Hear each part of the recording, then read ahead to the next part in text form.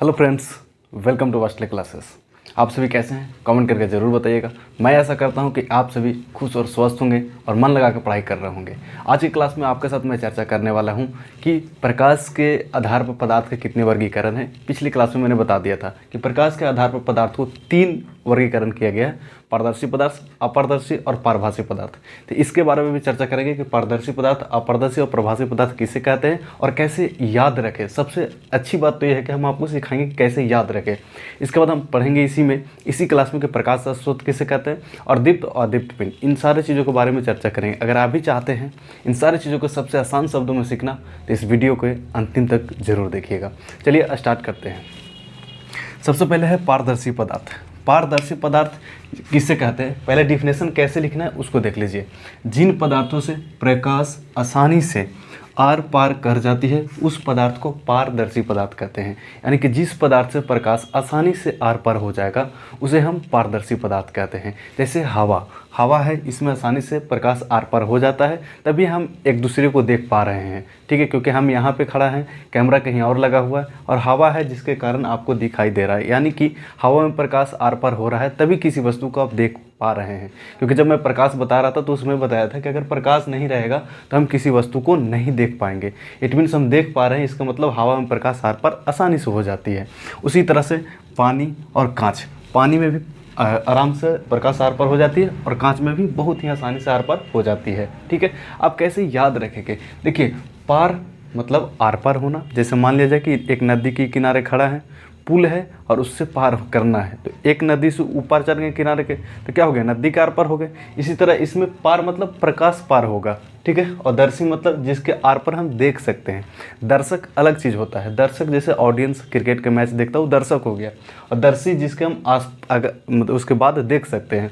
और पदार्थ आप जानते हैं, 9th क्लास में पढ़े थे कि पदार्थ किसे कहते हैं। तो दुनिया के कोई भी वस्तु जो स्थान घेरता है, जिसमें आयतन होता है और जो अवरोध उत्पन्न करता है उसे हम पदार्थ कहते हैं। ठीक है, तो ये पदार्थ के बारे में आप समझ गए। अब याद कैसे लिखेंगे? पार मतलब आर पार होगा और दर्शी जिसके आर पर हम देख सकते हैं। तो जिसके आर पार हम देख सकते हैं, इट मीन्स कि उससे जब तक प्रकाश पार नहीं होगा तभी हम किसी वस्तु को नहीं देख सकते हैं। यानी कि प्रकाश पार हो रहा है तभी हम उस वस्तु को देख पा रहे हैं। इट मीन्स कहने का मतलब है कि पारदर्शी वस्तु पार होगा क्या, प्रकाश, उसे पारदर्शी पदार्थ कहते हैं। आई होप आपको पारदर्शी पदार्थ समझ में आ गया होगा।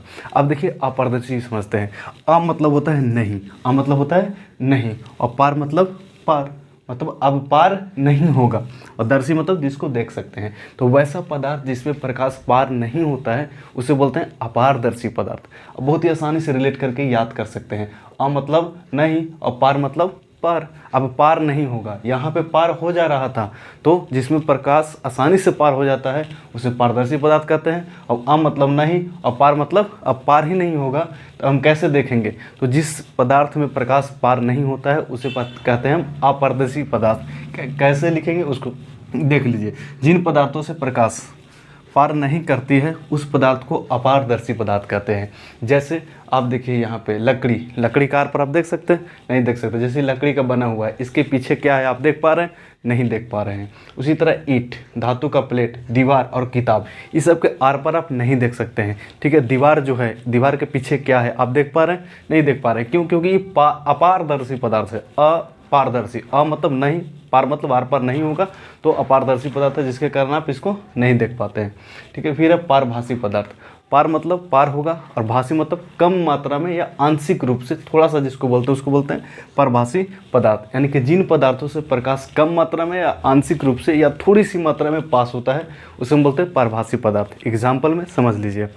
जैसे देखिए, अगर आपको बोलेगा घिसा हुआ कांच तो पारभासी, लेकिन कांच बोलेगा तो पारदर्शी। उसी को रगड़ देंगे तो घिसा हुआ कांच हो जाएगा, और उससे जो प्रकाश जाएगा अधिकांश परिवर्तित होकर लौट जाता है, यानी कि कम मात्रा में प्रकाश जाता है, इसलिए घिसा हुआ कांच को बोलते हैं पारभासी पदार्थ। उसके बाद तेल लगा हुआ कागज, पारभासी पदार्थ। कुहरा या कुहासा, ये आपको इंपॉर्टेंट है, ये पूछता है। कोहरा और कुहासा पारभासी पदार्थ है। पार मतलब पार होगा और भासी मतलब कम मात्रा में, थोड़ा सा मात्रा में, आंशिक मात्रा में, उसे बोलते हैं पारभासी पदार्थ। कुहासा का समझ लेते हैं। जैसे ठंडा का दिन में क्या होता है कि आप जहाँ पे खड़ा है उससे कुछ देरी तक दिखता है, उसके बाद नहीं दिखता है, सिर्फ वाइट और वाइट दिखता है। लेकिन जैसी जिस दूरी पर नहीं दिख रहा था उस दूरी पर जैसे ही आप जाते हैं फिर वहाँ से दूर तक दिखने लगता है। इट मीन्स सर कि कुहासा में कुछ देर तक प्रकाश जाता है, यानी कि कम मात्रा में प्रकाश जाता है, फिर वहाँ पर जाता है फिर दिखने लगता है, फिर उससे आगे जाता है फिर आगे दिखने लगता है, ठीक है। तो कुहासा जो है क्या है, आपको पारभासी पदार्थ है, ये आपको एग्जाम में पूछता है। फिर खून हो गया, फिर गंदा पानी, अगर आपसे पानी पूछेगा तो पारदर्शी पदार्थ, लेकिन गंदा पानी होगा तो पारभासी पदार्थ। गंदा पानी में कम मात्रा में प्रकाश जाता है इसलिए पारभासी पदार्थ कहते हैं, ठीक है। इसके बाद बैलून, बैलून में भी आप देख सकते हैं, घर में लीजिए बैलून, फिर लाइट मार के देखिए बहुत कम मात्रा में प्रकाश जाएगा। तो आई होप आप समझ गए होंगे कि पारदर्शी पदार्थ किसे कहते हैं, अपारदर्शी और प्रभासी किसे कहते हैं। बहुत ही ईजी वे में मैं आपको समझाया हूँ। आशा करता हूँ ये चीज़ आपको समझ में जरूर आया होगा। अगर चीज़ें समझ में आ रही है तो लाइक करके उत्साह जरूर बढ़ाइएगा। चलिए आप समझते हैं प्राकृतिक प्रकाश स्रोत क्या है, फिर प्रकाश स्रोत के प्रकार, प्राकृतिक प्रकाश स्रोत और कृत्रिम प्रकाश स्रोत में क्या अंतर है, और दीप्त अदीप्त पिंड, इसको भी हम समझ लेते हैं। स्रोत, प्रकाश स्रोत किसे कहते हैं? प्रकाश स्रोत जिन वस्तुओं से प्रकाश निकलता है उन वस्तुओं को प्रकाश स्रोत कहते हैं, ठीक है। प्रकाश स्रोत मतलब जैसे देखिए कैसे समझेंगे इसको, पहले समझ लेते हैं।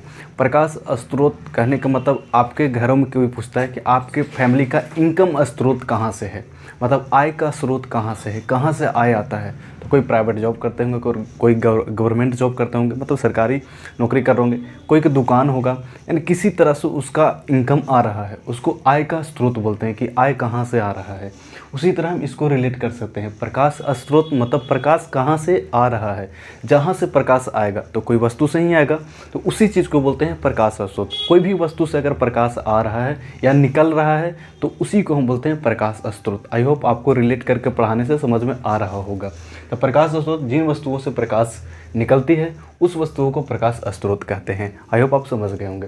प्रकाश स्रोत का प्रकार होता है, प्रकाश स्रोत मुख्यतः दो तरह का होता है, पहला प्राकृतिक प्रकाश स्रोत और दूसरा कृत्रिम प्रकाश स्रोत।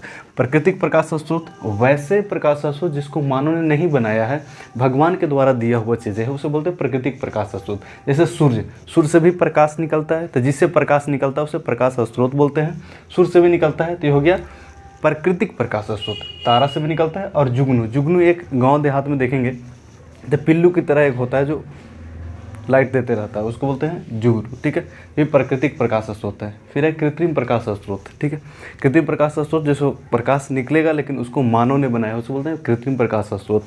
जैसे यहाँ पर देखिए बल्ब, जो बल्ब जल रही है वो किसने बनाया, मानव ने बनाया है, ठीक है। था तो बल्ब ने बना, तो बल्ब मानव ने बनाया लेकिन उससे भी प्रकाश निकलता है, तो उसको बोलते हैं कृत्रिम प्रकाश स्रोत।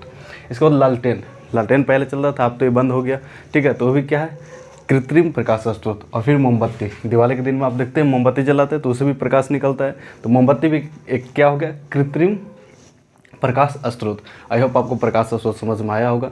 अब दीप्त पिंड, जो पिंड प्रकाश उत्सर्जित करता है उस पिंड को दीप्त पिंड कहते हैं। वैसा पिंड जो प्रकाश उत्सर्जित करेगा उसे हम बोलते हैं दीप्त पिंड, ठीक है।